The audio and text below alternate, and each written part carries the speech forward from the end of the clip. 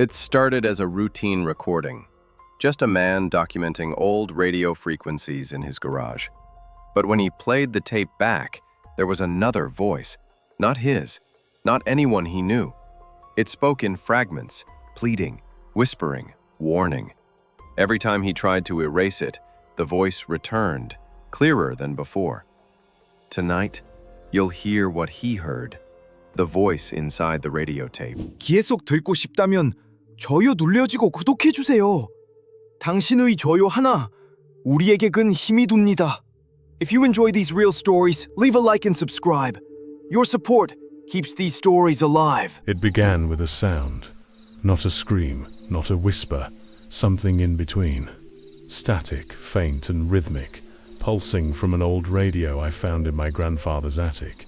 The house stood on the edge of Gangwon's misted hills, where the wind carried the smell of pine and soil. My grandfather had died months ago, and I came to clear his belongings, boxes of rotted books, jars of ash, a broken phonograph, and this rusted radio with the word carved faintly on its back. When I plugged it in, it didn't play music. It hummed, low, deep, almost human. At first I thought it was interference, but the pattern was too deliberate, like breathing. That night, as rain pressed against the wooden windows, I heard it again. The hum turned into faint words, a man's voice, slow, dragging syllables across static.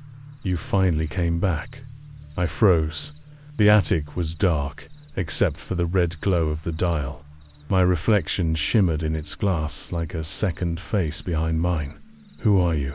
I asked, my voice trembling. Silence. Then, faintly, "You left something unfinished." I turned the dial. No signal. Only that heavy breathing buried beneath the static. The next morning, I walked through the village. The air was sharp with frost, and everyone avoided my eyes.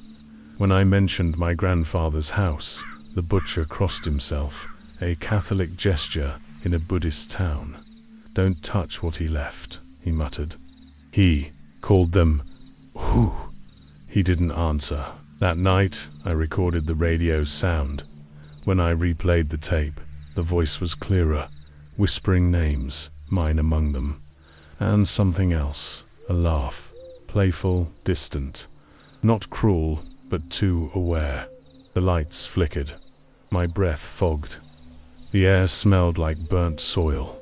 Outside, in the reflection of the rain-streaked window, I saw a figure standing by the pines, its outline blurred, the shape flickering as if caught between one world and another. The radio whispered again.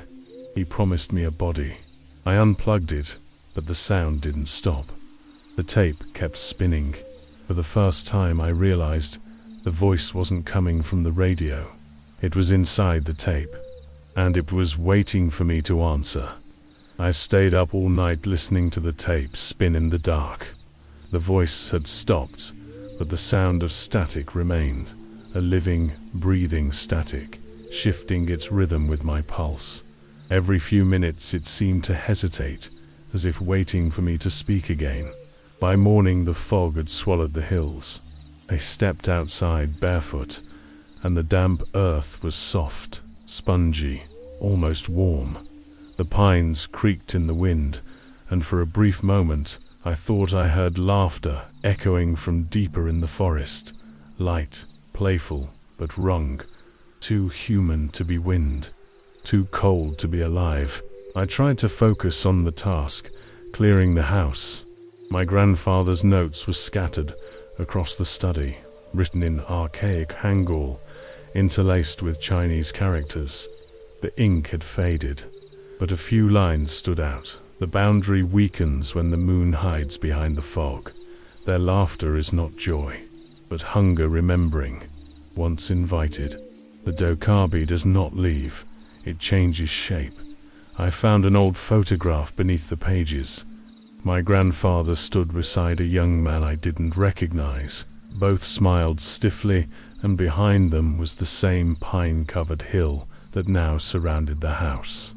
But in the corner of the frame, faint, almost erased by time, there was something else, a shadow, not behind them, but between them, as if something had been standing there and simply refused to be photographed clearly. That night, I set the tape recorder on the floor and tried to sleep.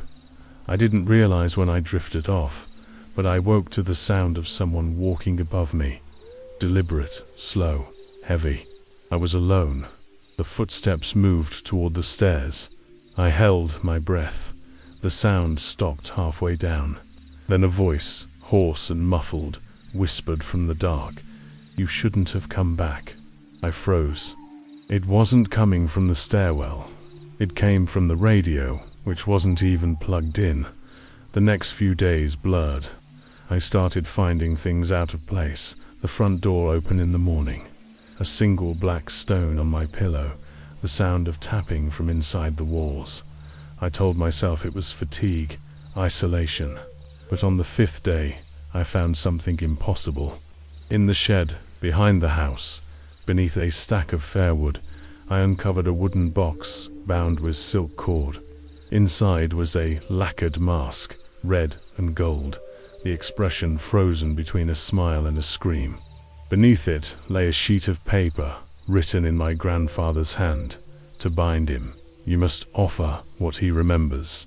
There was a blood stain across the bottom, and something else pressed between the folds, a lock of dark hair, brittle with age. That night, the laughter returned, closer now. I left the radio and tape on the table and walked outside. The fog had thickened into a wall of white. From somewhere beyond it, faint light flickered, like lanterns swaying in windless air. As I moved toward the trees, the ground shifted beneath me, a hollow sound, like stepping on wood instead of earth.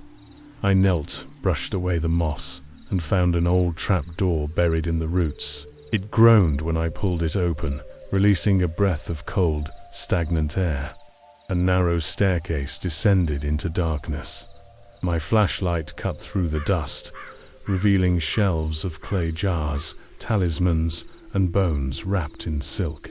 The walls were covered in soot, marked with hundreds of handprints, some too small, some too long. In the center of the room sat another radio, identical to mine. When I touched it, it hummed softly, then spoke in the same voice as before. "You brought me here. You can set me free." The sound trembled, almost pleading. "Who are you?" I whispered. "The one he borrowed." The air grew heavy. I heard footsteps behind me, slow, deliberate, and when I turned, there was nothing but the echo of laughter receding into the walls. I stumbled back upstairs and sealed the trap door, but the humming followed me, seeping through the floorboards, whispering beneath every breath I took. That night, I dreamt of a field of red lanterns and a figure wearing my grandfather's clothes, standing beside the pines, smiling with a mask that moved like flesh. When I awoke, the radio was on again, and the tape had changed. It wasn't my voice anymore, it was his. "He never finished the ritual," the voice said softly. "Now you must." The window reflected a shadow behind me, tall, crooked, its outline rippling like smoke. I didn't turn round, because I finally understood what the butcher meant. My grandfather hadn't called the Dark Arby. He had traded with it, and the debt wasn't paid yet. The fog never left after that night. It crawled down from the hills and settled around the house like... 계속 듣고 싶다면 좋아요 눌러주고 구독해주세요. 당신의 좋아요 하나 우리에게 큰 힘이 됩니다. If you enjoy these real stories, leave a like and subscribe. Your support keeps these stories alive. like a living thing, thick enough to hide the mountains and muffle the world. The villagers stopped coming by. Even the postman left letters at the gate and ran off without looking up. I didn't blame him. The air itself had changed, heavier, older, carrying a low vibration that felt like a voice trying to speak through silence. I tried to leave once. The car engine refused to start. The battery drained overnight. When I walked down the mountain road, I found the same path, looping back to the house, no matter which direction I took. The house beneath the pines had become an island surrounded by something that did not want me gone. That night, I played the tape again. The voice was weaker now, but layered, as if several others were speaking beneath it, out of sync. One said my name, another whispered an unfamiliar one, Horian. It repeated until the static swallowed it. I spent the next day digging through my grandfather's study again, searching for any mention of the name. I found a locked drawer in his desk, and inside a small notebook bound in faded leather. The first page read, "If you hear her name, it means the gate is open." The following pages were notes, part ritual, part confession. He wrote about a woman he met after the war, a wanderer who appeared by the pines during a harvest festival. She wore no shoes, carried a lantern that never went out, and spoke in riddles. The villagers called her a mountain spirit, but my grandfather wrote another word beside her name. The entries grew erratic near the end. She promised knowledge. I promised her a host. The ritual failed. She remains. The bloodline carries the mark. My hands trembled as I turned the final page. It was blank, except for a single black fingerprint pressed in the center. That night, the fog thickened into blindness. I couldn't see the trees anymore, only the dull red light of the radio dial glowing in the dark.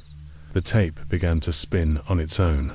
A woman's voice came through this time, calm, melodic, almost tender. "He thought he could bind me," she said. "But you look like him. You sound like him." The lights flickered. My reflection in the window no longer moved when I did. "Do you remember the field?" she whispered. "The lanterns are still waiting." I felt a pull, not physical, but deep, like a memory that wasn't mine. My head throbbed. For a second, the house was gone. I stood in a vast open field, lit by thousands of red lanterns swaying in the windless dark. The air was filled with music, low flutes and distant drums, echoing across the mist. Figures danced among the lanterns. Some wore masks. Others had faces blurred like reflections in water. One turned toward me, a woman in a white hanbok, her skin pale as ash, her eyes glowing faint gold. She smiled, and the fog rolled toward me in a single, slow wave. When I awoke, I was lying on the floor of the study, my clothes damp, my hands covered in dirt. The trapdoor was open again. From below came the faint glow of red light. I descended. The cellar was no longer filled with dust and bones. It had become a corridor lined with hundreds of small lanterns, their flames steady, silent. At the far end stood the woman from my vision. She looked younger now, her hair flowing as if underwater. "Harion," I whispered. She tilted her head. "So he told you my name." Her voice wasn't echoing through the radio anymore. It was in the room, in the air, vibrating through my chest. "You shouldn't be here," I said. "You're not real." She smiled faintly, her eyes glinting like molten gold. Neither was he. Something shifted behind her, the shape of my grandfather's body emerging from the shadows. His face was calm, lips parted as if whispering something inaudible. The skin of his neck shimmered, then split like old cloth, revealing a second mouth moving beneath. "We promised each other," the voice from that mouth said, "and you were part of that promise." I stumbled back, the walls seeming to close in. The lanterns flickered violently, casting shapes that looked almost human, half-born, flickering silhouettes reaching out from the flames. Horian stepped closer, her bare feet leaving no sound on the floor. "He built this house over my shrine," she said softly. "The pines grew from my ashes. I waited, I watched. I learned your voice. Why me?" She looked almost sad. "Because you still listen." She reached out her hand. "I don't know why I didn't run. Her fingers brushed my forehead, and for a moment I saw flashes of her memory. My grandfather kneeling in the snow, cutting his palm with a blade, offering blood into the earth. The mountains shaking, a shadow rising behind him. When I opened my eyes, she was gone. The lanterns were out. Only the hum of the radio filled the dark. I climbed back to the surface, gasping for air. The fog had turned crimson under the moonlight. Somewhere beyond the pines, something large moved, slow and deliberate, as if circling the house. The tape clicked, rewound itself, and began to play again. He never finished the ritual. Harion's voice whispered, "But you will." And then, a sound like laughter and thunder together, echoing through the valley, shaking the windows, rising from the soil itself. I fell to my knees, covering my ears, but it wasn't outside anymore. It was inside me, the world. Every hour bled into the next, measured only by the pulse of static that filled the house. I stopped sleeping. When I closed my eyes, I saw her, Harion, standing between the pines, her lantern swaying without wind. Sometimes she looked human. Sometimes her face fractured into a dozen shifting expressions, each whispering my name in a different tone, pleading, mocking, weeping. I tried to burn the radio. It wouldn't catch fire. The metal grew hot enough to blister my hands, yet the dial still glowed red, and the tape kept spinning, slower now, like a heartbeat. That was when I found the second notebook. It was wedged behind a loose panel in the study wall, wrapped in linen that smelled faintly of old incense. Inside were sketches of symbols, half-finished rituals, and long passages written as if in delirium. My grandfather's handwriting, but erratic letters carved deep into the paper. One line was circled again and again until the ink tore through the page. Blood remembers what the mind forgets. Beneath it, a diagram, a circle of salt and iron, a mask at the center.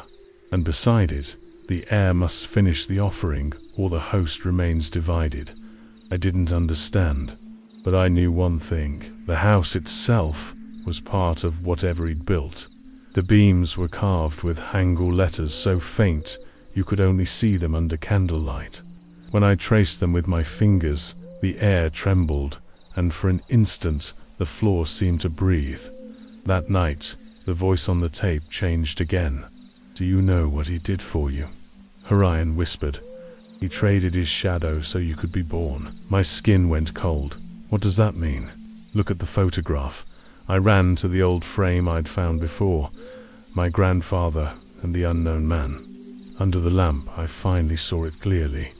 Their shadows didn't match their bodies. My grandfather's shadow bent toward the other man's feet, and the space behind them was empty. A void, not darkness. The realization hit me like a fever. The man beside him wasn't a friend, he was a reflection, and something was missing from both. The next day, I tore up the floorboards where the radio had first been found. Beneath the wood lay a small chamber lined with talismans. A porcelain bowl sat at the center, half filled with dried blood and pine needles. Etched into its rim were 3 characters. As soon as I touched it, the lights went out. The fog outside surged against the windows like a living tide. The air hummed, not static this time, but a low chant echoing through the walls. My nose began to bleed. I stumbled back, clutching the bowl, but it pulsed in my hands like a beating heart. From the shadows, faint figures emerged, silhouettes shaped from smoke, each wearing fragments of masks. They circled me, whispering in voices that overlapped and split apart, sometimes human, sometimes not. He opened the gate. "You are the hinge. The lantern remembers your face. Finish the bloodline." I screamed for them to stop, but my voice dissolved into static.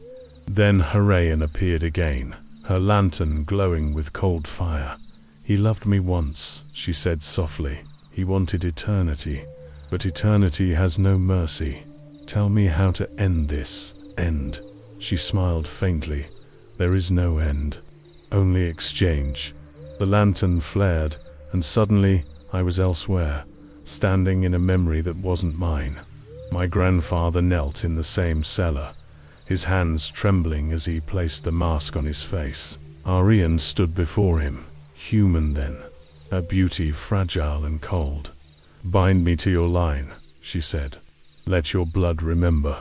He cut his palm, pressed it against hers. Their blood mingled and sank into the floor, spreading like veins through the wood. When the vision faded, I was back in the present, my hand still bleeding from where I'd touched the bowl. The blood had begun to move on its own, crawling along the grain of the floorboards, tracing the same circle from the diagram in the notebook. The tape recorder clicked. The radio dial flickered between channels, voices overlapping, laughter, crying, chanting. "It's waking," Arian whispered. "He promised me a host. He promised me you." The circle of blood on the floor began to glow. Shadows stretched from the walls, pulling toward the center. I stumbled out of the room, but every door led back to the same space. The geometry of the house had changed, corridors looping, mirrors reflecting scenes that weren't real. In one mirror, I saw my grandfather sitting where I had stood, his eyes hollow, whispering the same words I'd spoken minutes ago. In another, I saw Harian standing behind me, her hands resting gently on my shoulders. I smashed the glass. The sound didn't fade. It multiplied, echoing into laughter that filled the house. I don't know how long I wandered before the night gave way to a pale grey dawn. The fog had thinned enough to reveal the outline of the pines. And there, at the edge of the forest, dozens of lanterns burned again, floating, swaying, alive. I walked toward them. Each lantern contained something inside. Hair, teeth, a fragment of bone. The air smelled of iron and rain. As I stepped closer, the flames bent toward me, whispering in a single, unified voice, "We remember." And behind them, she waited. Harian looked unchanged, serene, luminous, her face both young and ancient. She raised her hand, and the lanterns lifted into the air, circling us like stars. "The ritual needs only one more offering," she said. "What offering?" "Her name." My voice broke. Whose? Who was? The lanterns flared white, and the world tilted. I fell to my knees as pain tore through my skull, memories unraveling, rearranging, becoming something else. My grandfather's voice, my own voice, Harian's laughter, all merging into a single echo.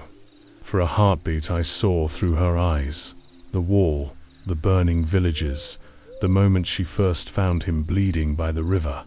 I saw her loneliness, her longing, her endless waiting. And then I understood. The Dokabi weren't demons. They were memories that refused to die. When I awoke, I was lying in the field again. The fog had lifted. The house was gone.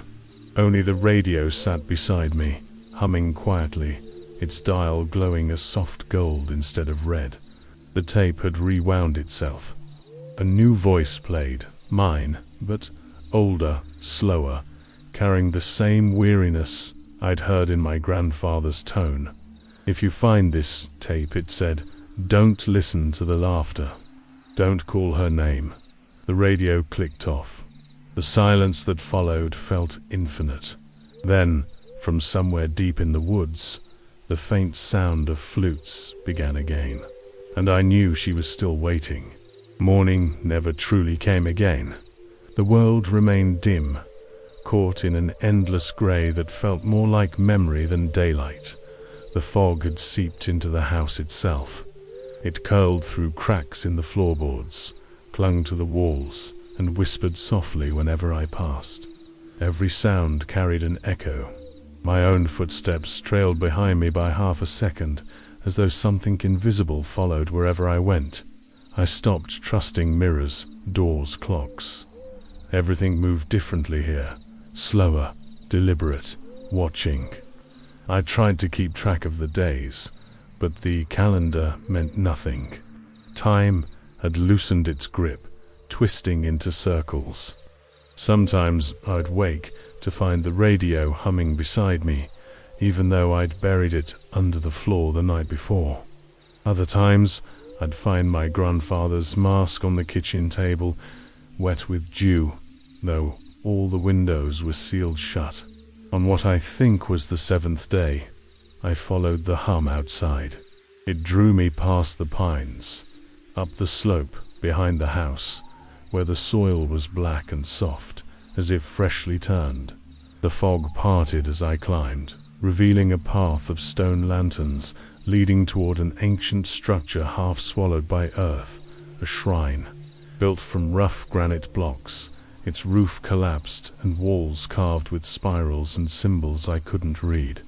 The hum grew louder here, vibrating through the air like a distant chant. At the entrance stood a wooden totem figure, its face eroded by centuries of rain, yet its expression unmistakable, that same unsettling smile caught between mischief and sorrow. The word carved across its chest was, I stepped closer. The air thickened. The scent of burnt resin filled my lungs. Inside the shrine, something glowed faintly red, pulsing like a heartbeat. It was another radio. This one was ancient, its casing made of wood and brass, its dial cracked, yet its hum alive. A single tape reel turned slowly, though there was no power. I knelt beside it. My hands shook as I pressed play. A voice emerged, deep, distorted, trembling between male and female tones. The host divided, becomes the gate. One body remembers, the other forgets. He broke the circle to save his line. The static thickened until it became a roar. Then I heard my grandfather's voice clearly. Forgive me, Harian. The world isn't meant for both of us. And then laughter. The kind that sounds like crying turned inside out. The ground trembled. The walls of the shrine pulsed, expanding and contracting as if breathing. Shadows spilled from the corners, crawling across the floor in thin black streams. They moved toward the radio, merging into a single form that began to rise. At first, I thought it was smoke, but then I saw the outline of a woman, her hair drifting like ink through water, Harion. But her face was shifting, fragments of others flashing within her. My grandfather's eyes, a stranger's jaw, my own mouth. He carried me too long, she whispered. Now I need another. I stumbled backward, tripping over the stones. You used him? No, she said. We made each other. Her lantern appeared in her hand, burning without flame. Inside it, I saw a reflection of the field of lights. Hundreds of souls trapped within glass, flickering faintly. Do you know what a Dokabi truly is? She asked. A story that learned how to wear a body. Her voice split in two, echoing in the air. One voice tender, one monstrous. He wanted power. I wanted memory. Between us, we built a bridge. And you were born from that bridge. No, I said. That's impossible. She smiled, and I saw my own smile mirrored back at me. You felt it. The way the world bends around you. The way you never truly belonged anywhere. The silence that follows when you speak. You are not human in the way he was. You are what remains when memory forgets its name. My knees buckled. I wanted to deny her words, but a deep vibration rose through the ground, and I felt it, the pulse of the mountain, the rhythm of something vast beneath the soil. Come closer, she whispered. Finish what he could not. The lantern light stretched toward me like fingers. The moment it touched my skin, my vision fractured. I saw through time flashes of war, fire, blood, laughter in the rain. I saw my grandfather as a boy, chasing lights between the pines. I saw Harrian, ageless, waiting at the edge of a river that glowed red with sunset. And then I saw myself, standing where I stood now, holding the lantern. When the vision faded, the shrine was silent again. Harrian was gone. Only the radio remained, its reel still spinning. I pressed stop, but the hum didn't cease. It came from below.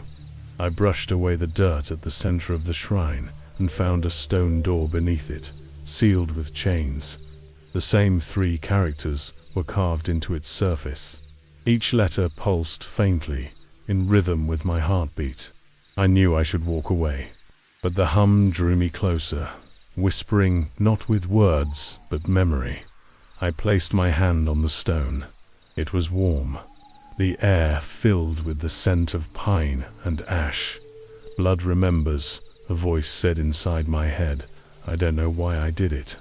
Maybe it wasn't me anymore. I cut my palm on a shard of stone and pressed it against the carved letters.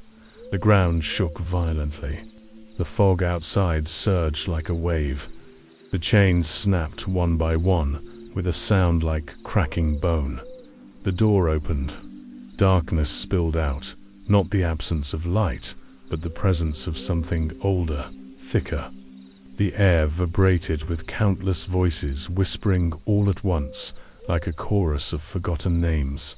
Shapes emerged, figures in torn hanbok, their faces masked with wood, each carrying a lantern that burned with blue fire.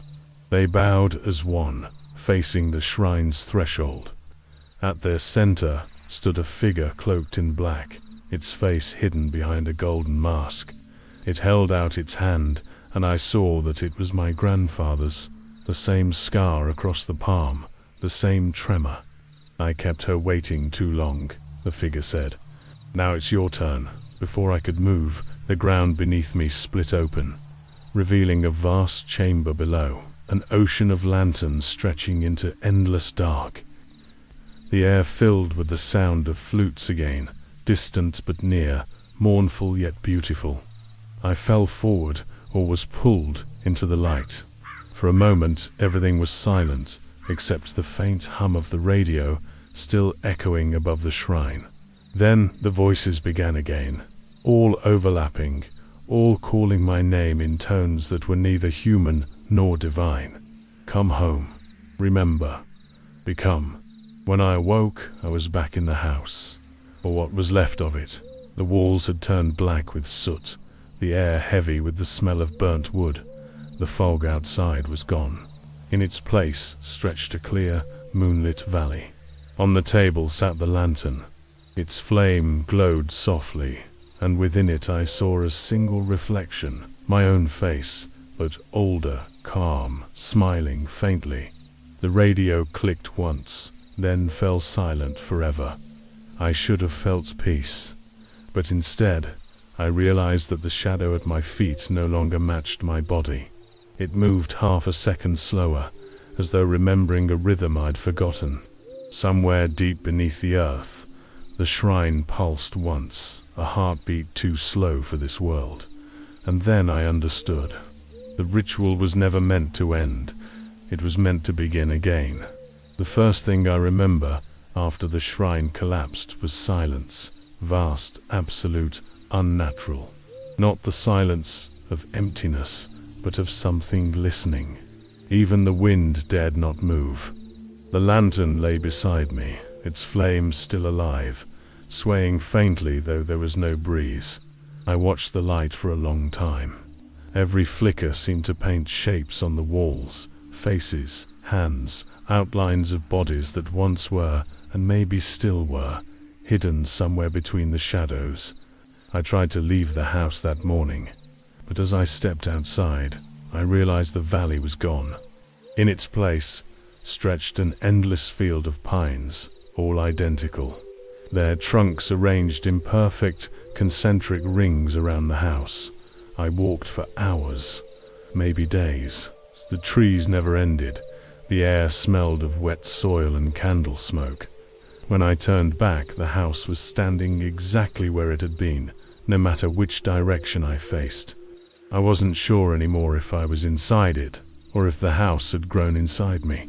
I spent the next few days, if they were days, documenting everything. Writing helped me feel human, helped me believe time still moved. The entries blurred together. The fog speaks in voices now. It repeats my thoughts, seconds after I think them. The lantern shows me places I don't remember living. When I sleep, I wake in different rooms, all identical but wrong. One night, I held the lantern closer and noticed something inside its flame. A small figure, kneeling, head bowed. I leaned closer. The figure looked up. It was me. My breath caught. The figure smiled, and the flame flared bright, burning white until the entire room was filled with light. And suddenly, I was somewhere else. I stood in an old village under moonlight. Houses with straw roofs, narrow dirt paths, and men in white robes carrying torches. Their faces were solemn, their eyes fixed on something burning in the center of the square, a shrine. Smoke coiled upward as villagers chanted, their voices deep and rhythmic. At the center of the flames, something writhed, not a body, not quite. Its outline shifted too fast, too fluid. It screamed in a dozen tones at once, laughter, rage, sorrow, all blended into one impossible sound. A man stood beside the pyre. My grandfather, younger, his face hard, wet with sweat and ash. He held the golden mask in his hands. "You promised me peace," the voice from the fire cried. "I promised you a name," he said, "not freedom." The flames turned blue. The villagers stepped back, fear in their eyes. The thing in the fire laughed, its form collapsing inward. "Then I will wait for your blood." The fire died in an instant, leaving only silence. My grandfather fell to his knees, clutching the mask to his chest. And then the world twisted, the scene shifted. The same square, decades later, empty, abandoned. The shrine rebuilt, half-rotted by time. A child played among the stones, chasing something invisible. He laughed, pointing at the air. I recognized him. It was me. The vision shattered. I awoke on the floor, drenched in sweat. The lantern had gone out, but the smell of smoke lingered in the air. I stumbled outside. The fog was returning, crawling low along the ground, and through it, faint lights began to appear. Lanterns, hundreds of them, drifting between the trees. Each lantern glowed faintly red, and within each, I saw faces, people I'd never met, mouths open, as if whispering secrets. Some looked ancient, some modern, all trapped behind thin glass. Horian stood among them, her white handbox stained with soot. The golden mask hung at her waist. "You saw it, didn't you?" she said softly. "The first burning." I nodded, unable to speak. He thought he could erase me by destroying the shrine. But fire only feeds memory. Every ember remembers the shape of the flame. "Why show me this?" I asked. "Because memory is the only way to understand what you are. I'm not like you." She smiled sadly. "You already are. Every night you dream of what isn't yours. Every day the shadows follow slower than your feet." "Tell me that isn't true." I said nothing. She stepped closer, raising her lantern. Its light touched my chest, and I felt my heartbeat falter, sinking with the rhythm of the flame. "There is one way to end it," she whispered. "One way to stop the return." I looked into her eyes, endless, hollow, gold. "Tell me, give the memory back." "What memory?" "The first one. The one that began this line. The one he took from me." Her voice trembled, almost human now. "Return it, and I'll let you go." "How?" "The lantern will show you." She placed it in my hands. Its surface was cold, almost wet. Inside, the flame flickered weakly, and within it, I saw something forming. A door, a shape carved in stone, a face Not mine, not his, not hers. Something older, with eyes like burning coals. The moment I focused on it, pain tore through my head. Images flashed. Forests, rivers, moonlit rituals. 100 generations repeating the same act, offering the same words. We remember. And then I understood. The memory she wanted wasn't a thought. It was a soul. The Dokabi weren't spirits trapped in objects. They were the objects, the memories, the remnants of humans who refused to vanish. Each lantern was a life bound to remembrance. And mine was just one more, waiting to burn. I dropped the lantern. It shattered against the ground, releasing a gust of cold wind that howled through the trees. The fog surged back, thicker than ever, swallowing everything in red light. Voices screamed from every direction, laughter, sobs, songs, prayers. I fell to my knees, covering my ears, but they were inside my skull now, speaking all at once. We are what he made. We are what you will be. Remember. The world convulsed. The house behind me split apart, collapsing into the earth. The ground opened, revealing the black chamber of the shrine once more. Lanterns rose from the soil, circling me, burning brighter and brighter until their flames fused into a single white blaze. Through the light, Harion appeared again. But she was different now. Her body translucent, her voice fractured, her edges breaking apart like ash in the wind. It's too late, she whispered. The memory awoke before you chose. What happens now? She looked up at the red sky. Now, the world remembers us. The pines bent in unison, bowing to something unseen. The fog turned crimson. Every lantern flared once, then burst, scattering sparks that rose into the sky like stars being born in reverse. In that moment I heard every voice, every Dokabi, every ancestor, every echo, and within them, my own voice joined the chorus, saying words I did not choose. Blood remembers what the mind forgets. Then silence. When I opened my eyes, the forest was gone. The shrine, the fog, the house, all vanished. Only one thing remained, the radio, sitting quietly in the dirt, its dial flickering faintly between gold and red. The tape began to play. My voice spoke through the static, calm and distant. If you find this tape, don't listen to the laughter. Don't follow the lights. Don't believe the silence means you're alone. A faint breath. Then softly, she's still here. The tape clicked off. The radio went dark. But from deep within the forest that shouldn't exist anymore, a single lantern flickered to life. And its flame, small and trembling, whispered my name. I don't know how long I've been walking. There's no sunrise here, no nightfall, only the dim red light that leaks from somewhere above the trees, as though the sky itself were a dying ember. The ground hums beneath my feet, soft and warm, like the earth still remembers being alive. The radio sits in my hand, silent now, its casing cracked and bleeding faint light through the seams. Every time I close my eyes, I hear the voice again. Not Harion's, mine. You were never supposed to come back. I try not to answer it, but silence invites other things. Whispers slip through the forest, repeating the words I haven't said aloud. When I stop, they stop. When I breathe, they breathe. And when I turn round, I see it again, my shadow, walking half a step behind me. It isn't mine anymore. It moves slower, bending wrong at the joints, lagging like an image on a broken screen. Sometimes I catch it smiling when I am not. Sometimes it watches me when I sleep, head tilted, patient. I find a clearing filled with old stone figures, worn idols with hollow eyes.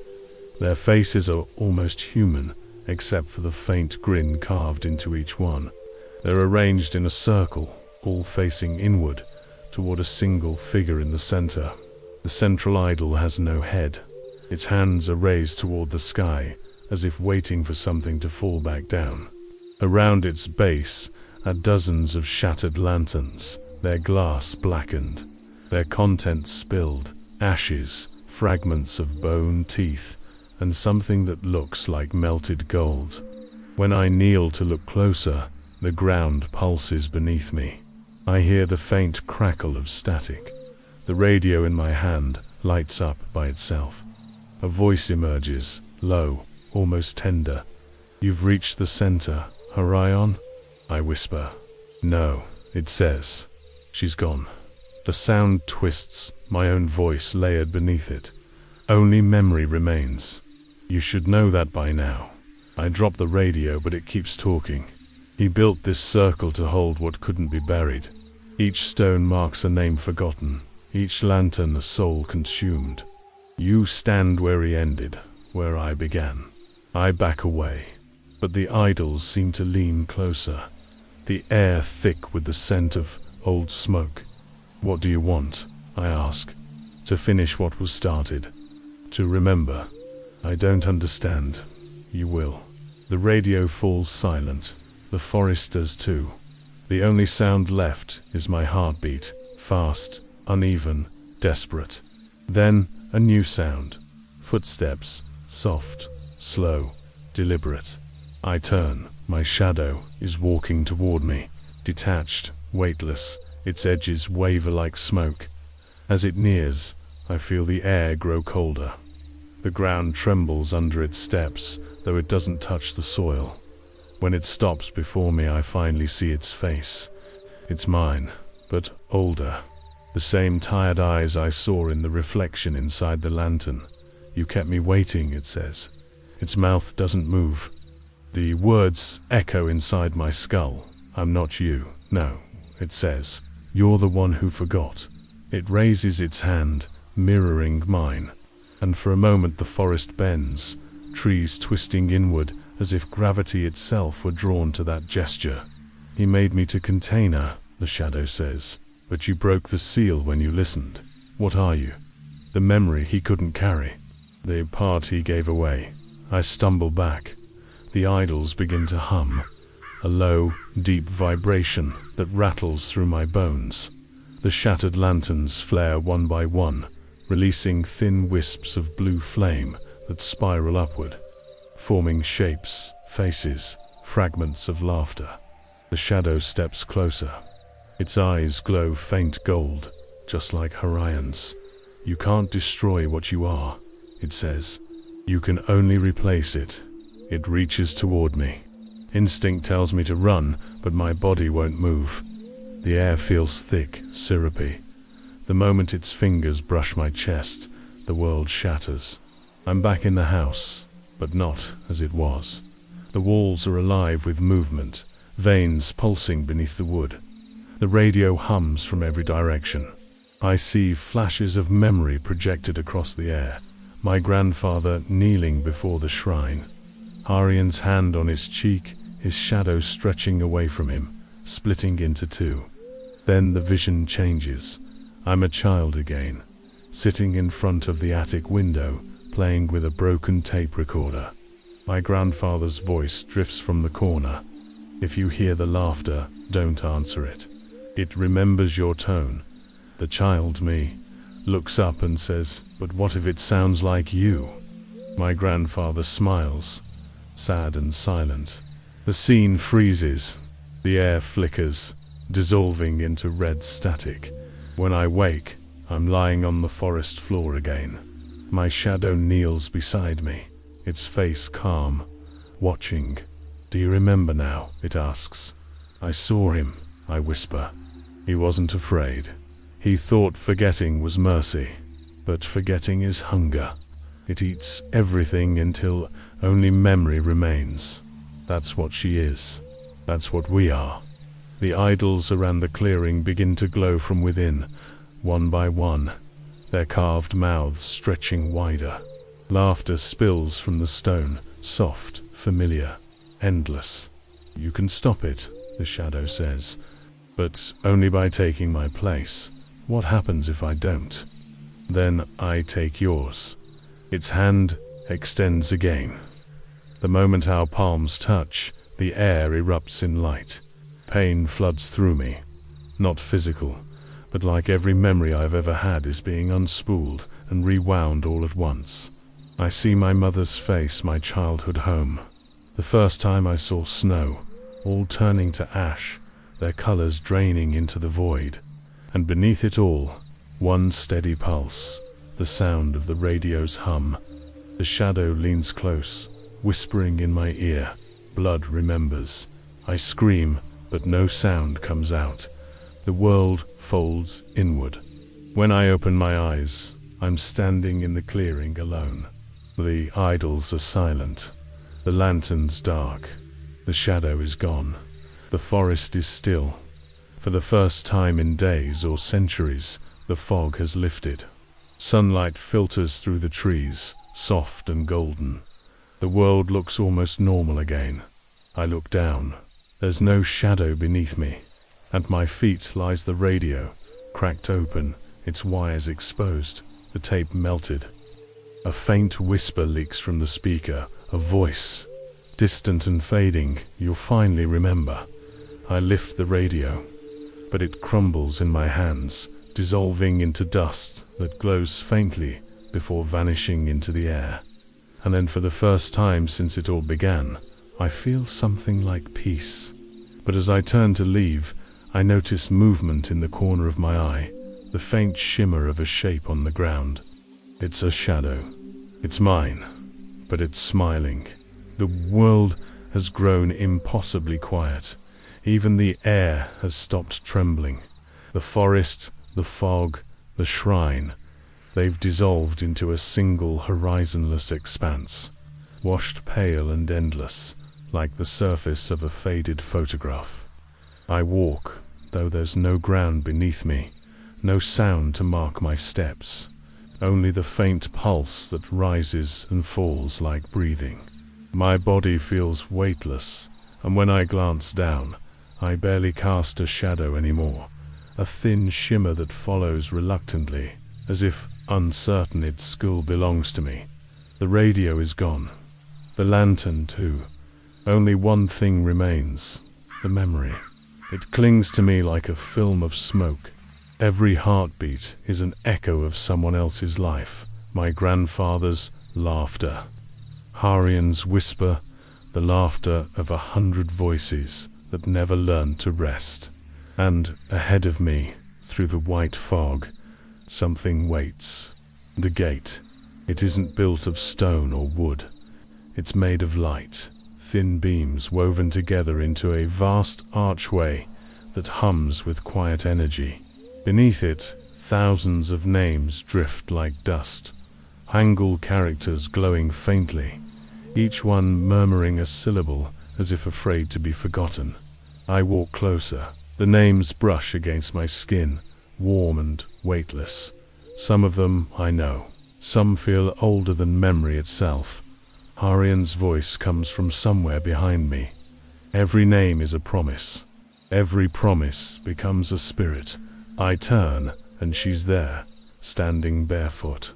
Her hanbok tattered, her hair falling round her face like strands of shadow. She looks smaller now, almost human, her light dimmed to a soft glow. "You're fading," I whisper. "So are you." She walks toward the gate, the names parting for her as she moves. Her feet make no sound. Her eyes hold something that wasn't there before. Sorrow, maybe, or release. "He thought binding me would save you," she says, but all he did was split the memory in two. One part to carry the burden, one part to forget. That's what you are. The forgetting. The truth lands heavy. I feel it in my bones, the strange emptiness I have carried all my life, the sense that every dream was someone else's echo. "Then what happens now?" I ask. She looks up at the gate. Now the story chooses which part to keep. The air trembles. The fog gathers behind us, swirling into shapes. Hundreds of figures forming from smoke and light, each carrying a lantern. Their faces are obscured, their movements slow and ritualistic. They form a circle around the gate, humming softly in unison. Orion turns to me, her voice barely audible. They're waiting for you. For me. Every dark AB was once a memory like yours, trapped between the living and the forgotten. The gate doesn't open for the dead or the living. It opens for those who remember and regret. I don't regret, I lie. She smiles faintly. Then why are you still here? A sound rises, deep, resonant, like thunder echoing from underwater. The gate pulses with light. The names shimmer faster, their voices overlapping into a single word repeated again and again. Remember. The shadow at my feet stirs. I look down. It's no longer mimicking me. It's moving on its own, stretching toward the gate like it's being called home. I feel it tug at my chest, pulling something from inside me. Not flesh, not breath, but memory. Images pour out in flashes. My grandfather cutting his palm, Horin laughing beneath the pines, the first radio humming in the attic, the field of lanterns, the whispers through the fog. Each memory tears a piece from me as it leaves, but the pain feels right, almost merciful. Orion reaches out her hand. You can pass through, she says, but you won't return as you are. What will I become? What will memories become? A story waiting to be told again. She steps back, her figure dissolving in the light. Do you finally understand what a dark arby is? I nod slowly. A memory that refuses to die. And now you see why they need you. The gate hums louder.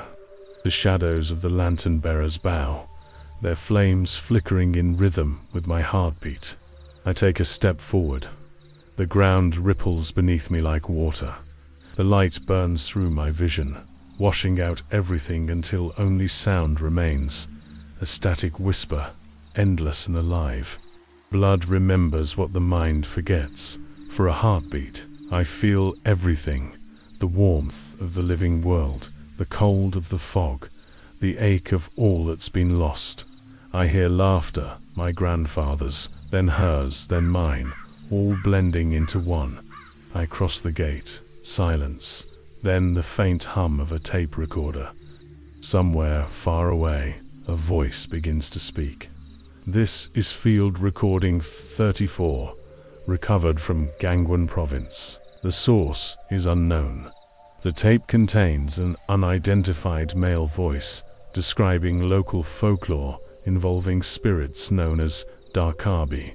The final minutes are obscured by heavy static. The voice fades.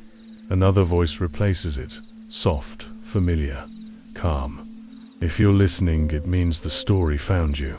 Don't rewind, don't play it twice. It only remembers those who remember it. Static swells, the tape distorts.